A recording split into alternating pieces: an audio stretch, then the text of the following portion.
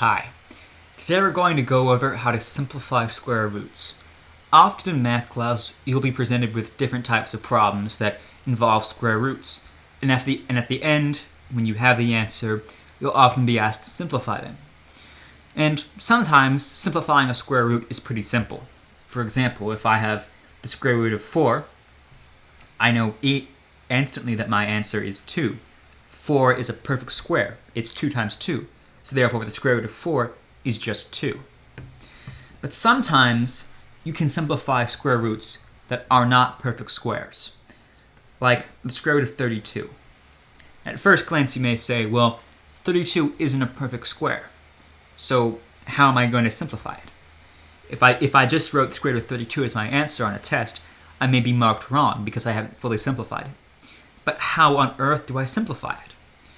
Well, 32 is the same thing as 16 times 2. You can do the multiplication or you can get a calculator and verify that. And we know 16 is 4 squared. So we really have 4 squared times 2 all under the square root. And we know 4 squared, just looking at it, it's a perfect square. Now there's one last thing that we can do that really allows us to simplify this, right? We can split apart square roots into different parts, provided we're multiplying them, right? We can multiply what's inside square roots and combine them together into a single term. So we can turn the square root of 4 squared times 2 into the square root of 4 squared times the square root of 2. And now, simplifying square root of 32 seems kind of obvious, right? The square root of 4 squared is just 4. And the square root of 2 we can't simplify, so we'll just leave it as the square root of 2. Or 4 root 2, you might also see it called. And this is how we simplify square roots. We look at the number inside the square root, and we factor it. We break it down into things that multiply together to get 32, and we look for any perfect squares. I'll give an example. Say we're simplifying the square root of 250. That's a pretty big number. And I think, well, there might be a perfect square inside there. Now I notice that it ends in 0, so that means it's even. So I'm going to start by dividing 250 by 2. That's 1, 2, 125.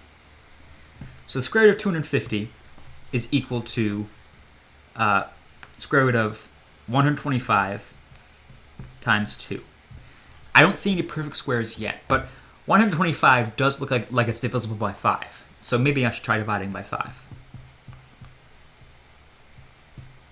All right, that's a 10 I can pull out there, and then that's a 25. That's 5. So, hey, 25. That's really interesting. So, the square root of 250 is equal to the square root of 5 times 25 times 2. And that's also very interesting because 25 is a perfect square. 5 isn't, and 2 isn't, but 25 is. Which means we can pull it out like this. And of course, this simplifies to 5. And then we have square root of 5 times the square root of 2. But since we want to fully simplify this expression, I'm actually going to push these back in and rewrite this as 5 times the square root of 5 times 2, rather than 5 times the square root of 5 times the square root of 2. I'm going to push these back together into a single square root. And of course, I'm going to simplify them. 5 times 2 is 10. So my answer is 5 times the square root of 10. The square root of 10 cannot be simplified. 5 and 2 are not perfect squares, and we can't make them the perfect squares. So we're just left with 5 times the square root of 10. And so as you can see, our process is really taking a number, finding all its factors, finding what it divides out into, and looking to see if there are any square roots in any of those factors. Now sometimes you might be presented with problems that have variables in them. Say I'm taking, I don't know, the square root of 12 x to the 9, right? And I want to simplify that.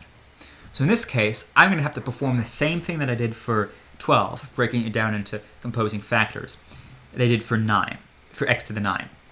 But with x to the 9, I'm going to look for something in particular. I'm going to look for any value that I can write out with an even exponent, right?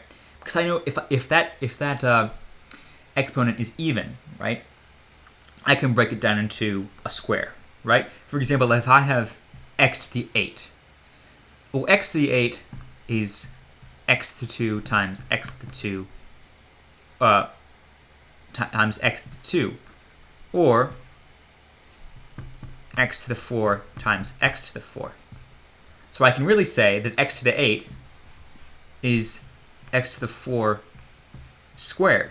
And just like that, I have a valid square. The reason why I say look for even exponents is that any even exponent you can divide into two equal parts that you will multiply together to get a perfect square. And so if I can find an even exponent in here, I will have a perfect square I can pull out. So 12, that's 4 times 3. Next to the 9, that's x to the 8 times x to the 1, since we can use our exponent rules. So when we multiply exponents, when we multiply exponential terms, we can add their exponents. 4 is 2 squared, so we have a perfect square there. 3 isn't. X to the 8, as we established earlier, is actually x to the 4 squared, so there's another perfect square. X isn't, so we're just going to leave it like that. Then we're going to separate out and split it by each multiplication symbol out in different square roots. So we have the square root of 2 squared times the square root of 3 times the square root of x to the 4 squared times the square root of x. And of course we can simplify. This just becomes 2. This stays the square root of 3. This becomes x to the 4, and this becomes the square root of x. So I'm going to group my like terms together, and I'm going to have 2x to the 4 times the square root of 3 times the square root of x. I want to fully simplify this, so I'm going to combine these square roots together into 2x to the 4 times the square root of 3 times x, or 3x. Just like that, I've fully simplified this square root presented to me. And that's how you're going to simplify square roots that aren't perfect squares. You're going to look for their factors, and you're going to see if you can break any of them down into perfect squares. For exponents, it's particularly easy, because if you have an even exponent, you can split it into 2 squares, right? Since x to the 4 and x to the 4, we can add their exponents up together and get x to the 8. We can have 2 perfect squares. We can pull out a perfect square from there. That makes even exponents especially easy to deal with. Whereas odd exponents, right? If I want to write x to the 9, I can't have 2 perfectly even integer exponents that are going to add up to 9, right? If I do x to the 4 and x to the 5, yeah, if I multiply those together, they'll add up to 9, but they aren't equal to each other, so they can't be perfect squares. But x to the 8 does allow me to write 2 values that their exponents add up to 8, but they're also equal to each other, so they're perfect squares. So if you're dealing with a variable that has exponents, always look to see if you can do that even exponent trick to make the problem a lot easier. If not, just look for their factors, find your square roots. Remember to break out each of your terms into different square roots, then simplify, and then you want to group your remaining square roots back together into a single square root. And that's how you simplify square roots. I hope you have a great day, and thanks for watching.